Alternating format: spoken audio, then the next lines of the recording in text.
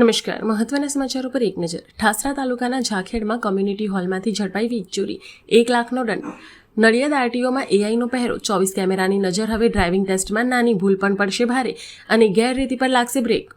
સરકારી યુનિવર્સિટીઓમાં જીકાસથી પ્રવેશ પ્રક્રિયા યોજાશે. 7 થી 28 મે સુધી વિદ્યાર્થીઓ ઓનલાઈન અરજી કરી શકશે. 2 જૂનથી પ્રથમ રાઉન્ડ શરૂ.